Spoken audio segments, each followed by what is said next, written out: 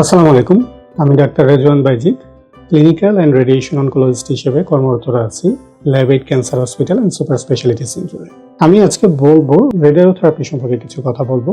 আমরা যখন পেশেন্টকে রেডিওথেরাপি প্রেসক্রাইব করি ক্যান্সার চিকিৎসায়, তখন অনেক রোগীর মনে কোশ্চেন থাকে যে রেডিওথেরাপিটা আসলে কি বা রেডিওথেরাপি কি কাজ করে।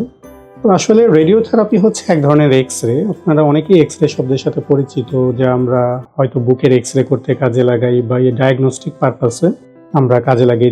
যেমন দৈনন্দিন জীবনে চেস্ট এক্স-রে বা সিটি স্ক্যান, এগুলো এক ধরনের এক্স-রে যা আমরা রোগ নির্ণয় করতে ব্যবহার করি।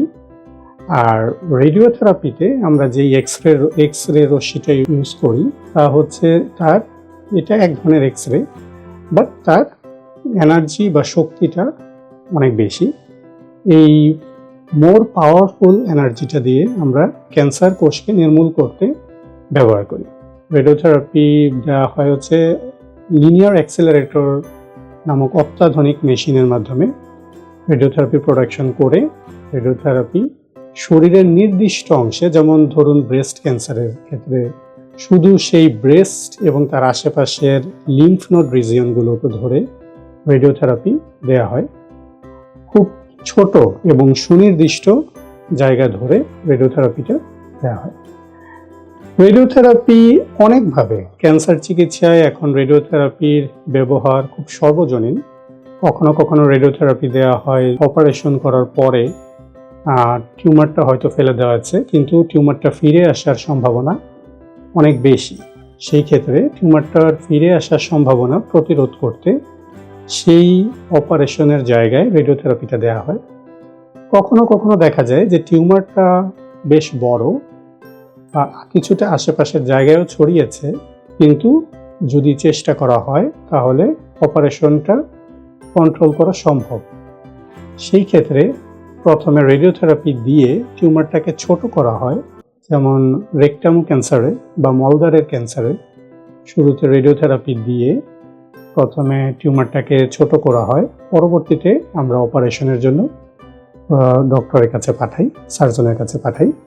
আবার কখনো কখনো দেখা যায় যে রোগীর ডিজিজ স্টেজটা খুব অ্যাডভান্স স্টেজে চলে গেছে, রোগীর বিভিন্ন জায়গায় রোগটা ছড়িয়ে পড়েছে, হাড়ে ছড়িয়ে গেছে বা ফুসফুসে ছড়িয়ে গেছে, রোগীর ভীষণ ব্যথা হচ্ছে বা ব্লিডিং হচ্ছে।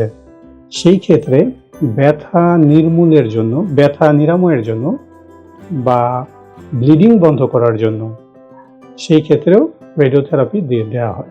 রেডিওথেরাপি সম্পর্কে অনেকের ধারণা থাকে যে রেডিওথেরাপি দিলে কি অনেক ব্যথা করে কিনা। রেডিওথেরাপিটা সম্পূর্ণ ব্যথামুক্ত একটা প্রসিডিউর।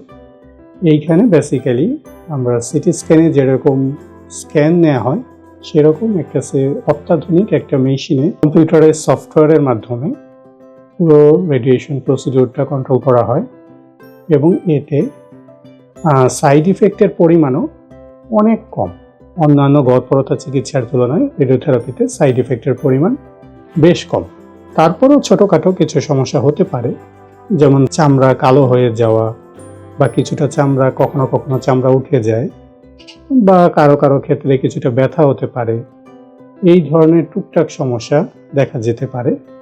সেটা আপনারা আপনাদের সংশ্লিষ্ট ক্যান্সার বিশেষজ্ঞের সাথে কথা বললে আপনারা প্রয়োজনীয় পরামর্শ পাবেন এবং এগুলো খুব সহজে কন্ট্রোল করা যায়। তো আমাদের দেশে এককালে রেডিওথেরাপির সুবিধা খুব কম ছিল, কিন্তু এখন বর্তমানে বাংলাদেশ রেডিওথেরাপির দিক থেকে অত্যাধুনিক যত টেকনিক আছে সব ধরনের রেডিওথেরাপির প্রসিডিউর বাংলাদেশে হচ্ছে, যেমন 3D CRT, IMRT, VMAT, SRS, SBRT সব কিছুই এখন বাংলাদেশে অ্যাভেলেবল এবং বাংলাদেশ বলা যায় স্বয়ংসম্পূর্ণ রেডিওথেরাপির ক্ষেত্রে, চিকিৎসার ক্ষেত্রে স্বয়ংসম্পূর্ণ। এবং ক্যান্সার রোগীদের ক্ষেত্রে রেডিওথেরাপি একটা অত্যাবশ্যকীয় উপাদান হয়ে যাচ্ছে। কিন্তু আপনাদের রোগের যদি রেডিওথেরাপির প্রয়োজন হয় সেই ক্ষেত্রে আপনার কনসালটেন্টের পরামর্শ গ্রহণ করুন। ধন্যবাদ।